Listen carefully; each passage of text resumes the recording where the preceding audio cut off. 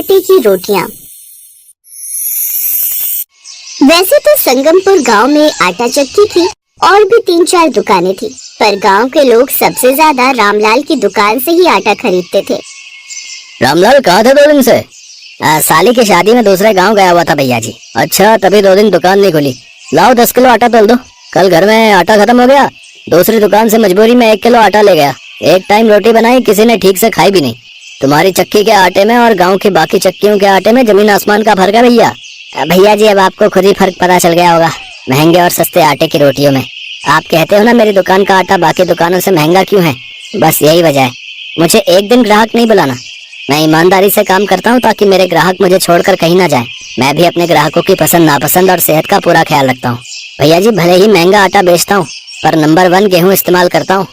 ग्राहकों को रामलाल की दुकान के आटे की ही आदत थी। रामलाल के बंधे हुए ग्राहक हर महीने 20-20 किलो आटा खरीदने आते ही थे। रामलाल भी बढ़िया गेहूं के आटे को बेचकर अच्छे पैसे कमा लेता था। रामलाल की शादी को अभी 2 साल ही हुए थे। माँ शांति और पत्नी उर्मिला के साथ वो खुशी खुशी जीवन व्यतीत कर रहा था। अरे बेटा, जाने में बहुत देर कर दी। माँ, गेहूँ साफ करवाने में समय लग गया। तुम तो जानती हो मैं अपनी आंखों के सामने खड़े होकर गेहूँ साफ करवाता हूँ, मुझे तभी तसल्ली होती है।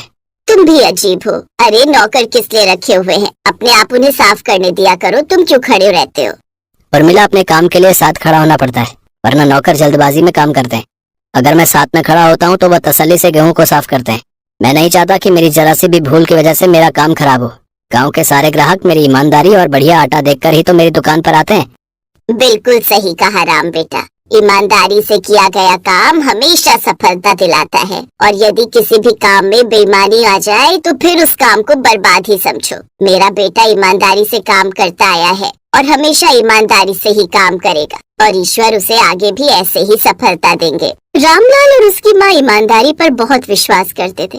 रामलाल ने सदा से ही ईमानदारी का मार्ग अपनाया और अपने काम को पूरी ईमानदारी से करता रहा। एक दिन रामलाल की साली, जिसकी कुछ समय पहले ही शादी हुई थी, घर पर रहने आई हुई थी। इस बीच रामलाल का एक्सीडेंट हुआ, जिसमें रामलाल के पैर में चोट आई। रामलाल चल नहीं सकता था, पर दुकान पर बैठना बहुत जरूरी था। दीदी, जब तक जीजाजी ठीक नहीं होते तब तक मैं और तुम काम संभाल लेते हैं। अभी 1 महीने तक तो मैं तुम्हारे पास रह सकती हूँ। हाँ, ये ठीक रहेगा। सुनो, मैं और कमला कल से ही आटे का सारा काम संभाल लेते हैं। कर पाओगी तुम दोनों, क्योंकि बहुत समझदारी से सारा काम करना होता है। पुराने ग्राहक बंधे हुए हैं, उन्हें कोई शिकायत नहीं होनी चाहिए। तुम चिंता मत करो, सब हो जाएगा। अरे रामलाल, कैसी तबीयत है भैया? अरे अभी तो डॉक्टर ने आराम करने के लिए बोला है भैया, पैर की हड्डी में फ्रैक्चर है, समय लगेगा। अरे तुम्हारी दुकान से सब आटा खरीदते थे, अब सबको बहुत परेशानी हो रही है। सब यही आस लगाए बैठे हैं कि कब तुम दुकान खोलो और कब हम सब तुम्हारी दुकान से आटा खरीदें। भैया, अब आप चिंता मत करो, जब तक ये ठीक नहीं हो जाते तब तक मैं दुकान संभालूंगी, आप सबको आटा मिल जाएगा। अच्छा ठीक है भाभी जी, अच्छा चलता है। आदमी के जाने के बाद उर्मिला की सास उसकी प्रशंसा करने लगी, साथ ही उसे समझाया भी। देखो बहू, मुझे बहुत खुशी है कि तुम दुख में अपने पति का साथ दे रही हो, पर एक बात याद रखना, जिस तरह मेरा बेटा ईमानदारी के साथ पूरी मेहनत के साथ काम करता आया है, तुम्हें भी वैसा ही करना है, ताकि हमारा ये काम वैसा ही चलता रहे जैसा हमेशा से चलता आया है। आप चिंता मत कीजिए, मैं सब संभालूंगी। और काकी, मैं भी तो हूँ दीदी के साथ, दीदी को अकेले परेशानी भी नहीं होगी। हाँ, ये भी ठीक रहेगा, उर्मिला को अकेलापन महसूस नहीं होगा। तुम दोनों बहनें मिलकर काम संभाल लो। रामलाल ने उर्मिला को सारा काम समझा दिया, और अगले दिन से ही उर्मिला अपनी बहन कमला के साथ मिलकर दुकान पर बैठ गई। दुकान खुली देखकर ग्राहक बहुत खुश हुए। चलो अच्छा है आज दुकान खुली है, वरना मैं तो सोच रही थी किसी और दुकान से आटा खरीदना पड़ेगा तो रोटियां अच्छी नहीं बनेंगी। अब आपको कहीं और जाने की जरूरत नहीं है, अब ये दुकान रोज खुलेगी, मैं इस दुकान पर रोज बैठूंगी। सही है, पति का साथ दे रही हो, ये बहुत अच्छी बात है। रामलाल भैया की किस्मत तो बहुत अच्छी है, जरूर उन्होंने पुण्य कर्म किए होंगे जो तुम्हारी जैसी पत्नी उन्हें मिली। मुझे 20 किलो आटा तोल दो। दीदी, तुम पैसे लो, मैं आटा तौल देती हूँ। हाँ, तू तौल दे। पर राजू क्यों नहीं आ रहा? या तो उसको पता नहीं कि हम दुकान पर बैठने लगे। एक काम करते हैं, राजू को घर पर बोलते हुए जाएंगे, कल से वो भी दुकान पर आ जाएगा। राजू रामलाल की दुकान पर काम करने वाला नौकर था। दुकान बंद थी, इस वजह से राजू भी घर पर ही था। पर रास्ते में जाते हुए उर्मिला ने राजू को अगले दिन आने के लिए कह दिया। अगले दिन से राजू भी उर्मिला और कमला की मदद के लिए फिर से दुकान पर काम करने लगा। उर्मिला दीदी गेहूं खत्म हो गई है, ज्यादा दिन नहीं चल पाएगा, खरीदने जाना पड़ेगा। ठीक है, तो कल तू हमारे साथ चलना, हम गेहूं खरीद लाएंगे। दीदी गेहूं को लाकर धोना भी तो पड़ेगा। वो हम बाद में देखेंगे, पहले खरीद तो लाएं। अगले दिन उर्मिला और कमला राजू के साथ उसी दुकान पर गेहूं खरीदने जाती है जहाँ से रामलाल गेहूं खरीदता था। ये तो बड़ी महंगी गेहूं है, इससे सस्ती गेहूं नहीं है क्या? रामलाल जी यही गेहूं लेकर जाते हैं। इस गेहूं के आटे की रोटियां बढ़िया बनती हैं, बस थोड़ा महंगा है पर रामलाल को यही पसंद है। दीदी बात सुनो, इधर आओ। हाँ क्या हुआ? दीदी जीजा जी तो पागल है, इतना महंगा गेहूं खरीद कर महंगा आटा बेचने में क्या मुनाफा होता होगा? अगर हम सस्ता गेहूं खरीद कर महंगे में बेच दे तो लोग जीजा जी की ईमानदारी को अच्छे से जानते हैं, किसी को पता नहीं चलेगा। एक बार करके तो देखो दीदी, देखना बहुत कमाई होगी। कह तो तू सही रही है, ठीक है तो हम सस्ती वाली गेहूं खरीद लेते हैं। सस्ता आटा उसी दाम पर बेचेंगे जिस दाम पर महंगा बिकता था। उर्मिला ने कमला के कहने पर सस्ता वाला गेहूं खरीद लिया और उसने गेहूं को साफ भी नहीं किया, ऐसे दुकान पर रख दिया। उर्मिला दीदी आपने गेहूं को धुलवाया नहीं, इसमें कोई कंकड़ पत्थर होंगे तो साथ में ही पिस जाएंगे। राजू हमारे पास इतना टाइम नहीं है कि हम गेहूं को धोकर सुखाएं फिर पीसें। राजू तू यहाँ पर नौकर है, इसलिए ज्यादा बीच में बोलना तेरे लिए सही नहीं है, वरना हम तेरी जगह किसी और को रख लेंगे। तू चुप रहता हो। वही हुआ जिस बात के लिए राजू उर्मिला और कमला को रोक रहा था। अरे पकड़ो अपना आटा वापस, ये वो आटा है ही नहीं जो रामलाल भैया से हम खरीद कर ले जाते थे। ये आटा बहुत सस्ता है, इतनी घटिया रोटियां बनी है इस आटे की पूछो मत। सारी रोटियां सूख गई और आटे में कंकड़ पत्थर जैसा किरकिरा स्वाद भी आ रहा था। बहन जी सस्ते आटे की रोटियां ही बनानी हो तो हम इस दुकान से क्यों खरीदेंगे? हम तो महंगा आटा खरीदने आते हैं ताकि हमें बढ़िया रोटियां मिल सके, पर ये महंगे दामों में आटा बेचकर सस्ता आटा दे रही है। मेरा आटा भी वापस ले लो भाई। उस दिन उर्मिला को बहुत बुरा लगा।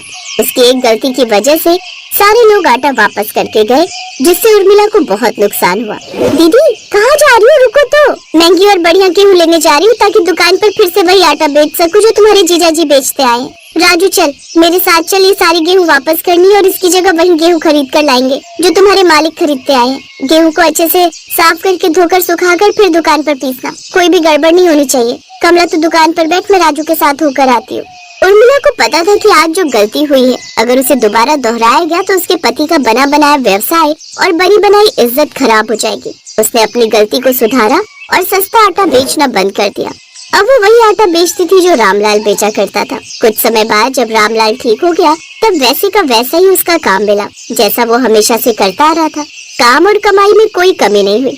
इस कहानी से हमें यही शिक्षा मिलती है कि बेईमानी से कमाई तो हो जाती है पर वो कमाई हमेशा नहीं रहती। इसलिए हमेशा ईमानदारी का रास्ता अपनाओ जो हमेशा तरक्की में हमारी मदद करता है।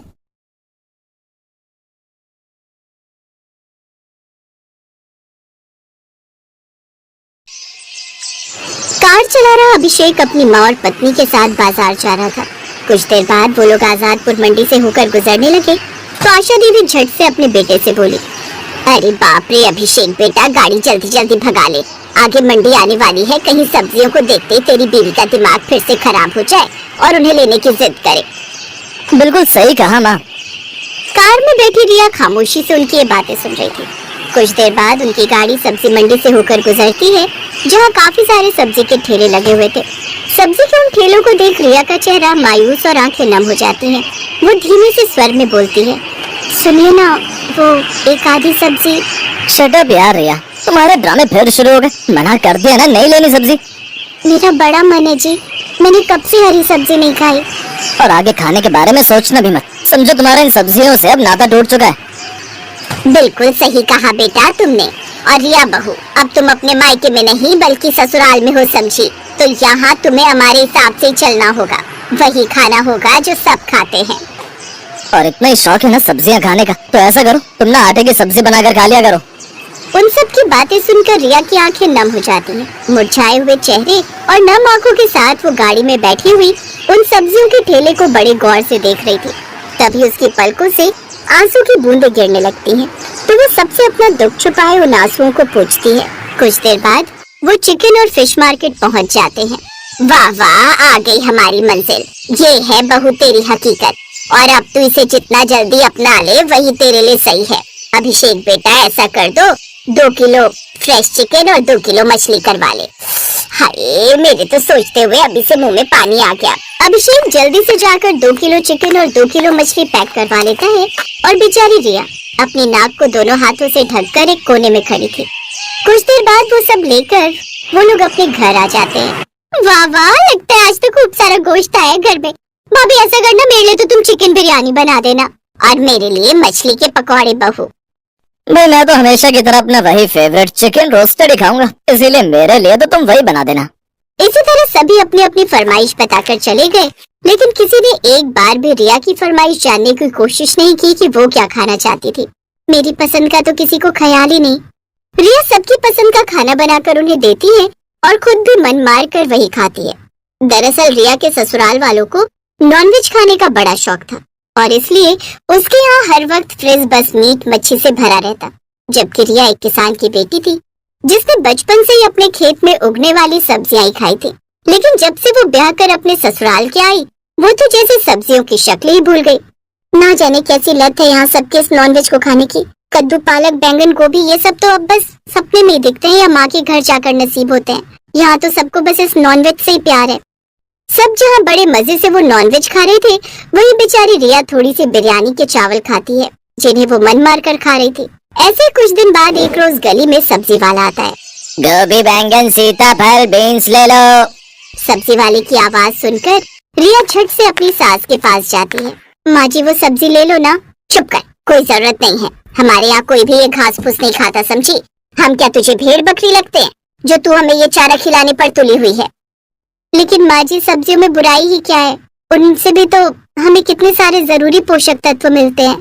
कह दिया ना, हमारे यहाँ सिर्फ नॉनवेज ही बनता है, वही बनेगा। वैसे भी बेचारे मेरे दोनों बच्चे कितने कमजोर होते जा रहे हैं।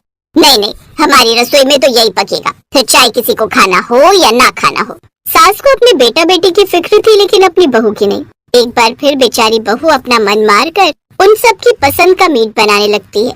ऐसे दिन बीतते गए। एक रोज उसकी सास यानी कि गायत्री के मायके से उसके भाई की बेटी मोहिनी की शादी का कार्ड आया। अभिषेक बेटा, अपनी मोहिनी की शादी तय हो गई है, हम सबको वहाँ जाना होगा। तू ऐसा कर, ऑफिस से 2-3 दिन की छुट्टी ले ले। अपनी मोहिनी की शादी? हाँ हाँ क्यों नहीं माँ, मैं आज ही छुट्टी के लिए अप्लाई कर देता हूँ। अब वो सभी शादी में जाने की तैयारी कर लेते हैं और 3 दिन बाद रामपुर गांव के लिए निकल जाते हैं। आ गए तुम लोग, कब से तुम्हारी राह देख रहे थे। गायत्री बहन तुम जरा पूजा का सामान देख लो, सब सही से आ गया है या नहीं। और रिया बहू तुम मोहिनी के कपड़े और उसको तैयार करने का काम संभाल लेना। हाँ, वैसे भी वो कब से कह रही थी कि रिया भाभी मुझे तैयार करेगी। जी ठीक है मामी जी। फिर शाम को रिया मोहिनी को तैयार कर देती है। शादी का पंडाल सजकर तैयार हो चुका था। शादी वाले दिन भी वहाँ पर मीट मच्छी बनी हुई थी, साथ ही वेज खाना भी वहाँ बना हुआ था। आज तो मैं पेट भरकर नॉनवेज खाना खाऊंगी। ना जाने नॉनवेज खाकर इन लोगों का मन क्यों नहीं भरता। कुछ देर बाद मेहमान भी आने शुरू हो जाते हैं। इधर रिया भी दुल्हन को तैयार करने के बाद खुद भी तैयार हो जाती है। तभी शादी के पंडाल में एक तरफ से कुछ शोर आने लगता है। हे राम, छी छी छी, ये कैसा घोर कलयुग है, जहाँ मांस पका है वहीं ये वेज खाना भी बना है। इन्होंने तो धर्म भ्रष्ट कर दिया। मनमोहन जी, क्या आपको पता नहीं लड़के वालों को मांस मछली से सख्त नफरत है? वो तो ये सब खाते भी नहीं और आपने उसी जगह वेज खाना बनवा दिया जहाँ नॉन वेज बना है। कुछ देर में बाराती आने वाले, अगर लड़के वालों ने ये सब देख लिया ना तो ऐसा ना हो कहीं बारात ही वापस ले जाए। उनके लिए अब दूसरी तरफ शुद्ध शाकाहारी सब्जियां बनवाओ। हे भगवान, ये क्या हो गया? तू घबरा क्यों रहा है मोहन, जल्दी से दूसरी जगह सब्जी बनाने का इंतजाम करवा दे। आप समझ नहीं रही दीदी, वो बात ये कि जो हलवाई बुक किए थे वो दूर के गांव से थे और वो सब अब जा चुके हैं। साथ ही सब्जियां भी सारी खत्म हो गई हैं, पकाने के लिए भी कुछ नहीं है और इतनी रात को शहर जाकर सब्जी लाएंगे तो काफी देर हो जाएगी। मेरी तो कुछ समझ में नहीं आ रहा कि अब क्या होगा। कहीं इस नॉनवेज के कारण आज मेरी बेटी की शादी न टूट जाए। ये सब बातें रिया सुन रही थी और वो जल्दी से रसोई में जाती है और कुछ बनाने लगती है। कुछ देर बाद अचानक से रसोई से बड़ी अच्छी महक आने लगती है। कुछ देर बाद पारुल अंदर से कटोरियों में सब्जी लेकर आती है। माँ इसे टेस्ट कीजिए, कैसी बनी है? मामा मामी जी आप भी लीजिए इसे, महक तो बड़ी अच्छी आ रही है। फिर वो सब जैसे ही सब्जी को टेस्ट करते हैं तो हैरान रह जाते हैं। उसका टेस्ट काफी ज्यादा अच्छा था। वाह बेटी, ये तो बड़ी ही अच्छी सब्जी बनी है, लेकिन ये सब्जी है कौन सी?